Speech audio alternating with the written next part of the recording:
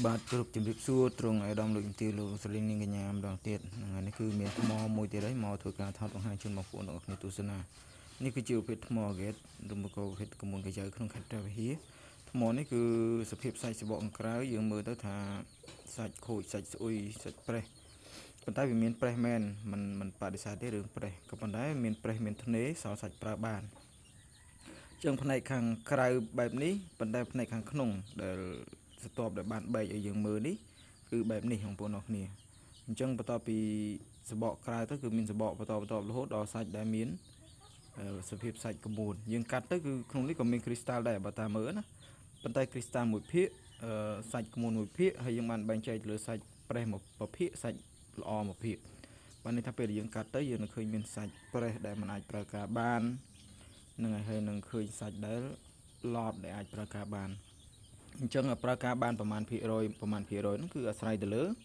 ពេលយើងកាត់ហើយប៉ុន្តែបើសិនក្នុងលក្ខណៈយើងមើលធម្មតាអញ្ចេះយើងអាចសន្និដ្ឋានបានថាសាច់របស់គេហាក់បីដូចជា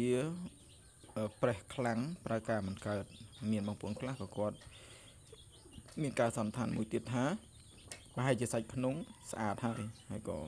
គិតថាមានគ្រីស្តាល់តែធៀបពិតគឺទាំងអស់នេះគឺមានរួមគ្នាតែម្ដងបាទមានសាច់ប្រើមិនកើតផងមានសាច់ប្រើកើតផងមានគ្រីស្តាល់ផងមានពណ៌ស្អាតផងមានទឹកថ្លាផងមានទឹកល្អក់ផងនៅក្នុងផ្ទៃតែមួយហ្នឹងអញ្ចឹងពេលដែលកាត់ហើយបានសាច់ស្អាតល្អបែបណានោះខ្ញុំនឹងធ្វើការបាទថតវីដេអូបង្ហាញជូនបងប្អូនទាំងអស់គ្នាទស្សនាបន្ថែមអញ្ចឹងសម្រាប់ឱកាសនេះវេលានេះខ្ញុំបាទសូមធ្វើការថតតែប៉ុណ្្នេះសម្រាប់ជាคลิปជា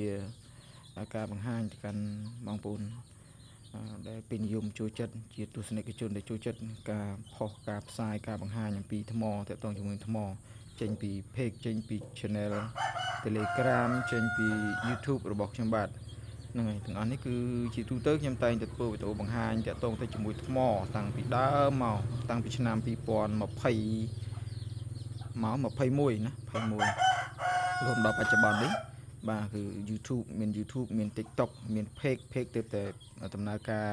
ក្រោយទេ TikTok ក្រោយ YouTube មុនគេហើយ YouTube បច្ចុប្បន្នហ្នឹងក៏មានបងប្អូនចូលរួមទស្សនាអីច្រើនដែរហើយបានមកល្មមហើយតាក់ទងជាមួយនឹង YouTube គឺអត់ទាន់បានរលុយបានទេបងប្អូនអរគ្នារាប់ឆ្នាំហើយ TikTok ក៏រត់អត់ហើយ page ក៏រត់អត់ប៉ុន្តែទាំងអស់គឺសិតតែស្ថិតនៅក្នុងការព្យាយាមតស៊ូប្រឹងប្រែងបន្ថែមបន្តហើយក៏មានការលើកទឹកចិត្តពីបងប្អូនទស្សនិកជនមកពីបណ្ដាគ្រប់ខេត្តក្រុងក្នុងប្រទេសក្រៅប្រទេសផងដែរ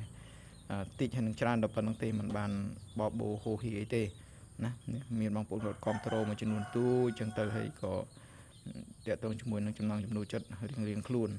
អូខេចឹងអរគុណច្រើនសម្រាប់ការចូលរួមទស្សនាក្នុងคลิปវីដេអូខ្ញុំបាទមានអ្វីដែលជាចំណែកឬមួយក៏ចំណុចខុសឆ្គងសូមមេត្តាខន្តីអភ័យទោសផងបើមានអ្វីដែលជាចំណែកដែរប៉ុន្តែជាចំណែកក្នុងការជួយឲ្យបងប្អូនបានដឹងបានយល់បានស្គាល់អំពីធនធានធម្មជាតិដីខ្មែររបស់យើងក៏សូមបងប្អូនក្រេបនឹងតាមដានយកនៅអ្វីដែលជាចំណុចល្អៗយកមកប្រើប្រាស់សម្រាប់ដំណើរជីវិតក៏ដូចជាដំណើរនៅក្នុងការស្រឡាញ់ទៅលើវិស័យទាំងអស់នេះអូខេចឹងអរគុណច្រើនជូនពរសុខសប្បាយសុខចម្រើនមានលាភមានជ័យទាំងអស់គ្នាបាទគោរពជម្រាបលា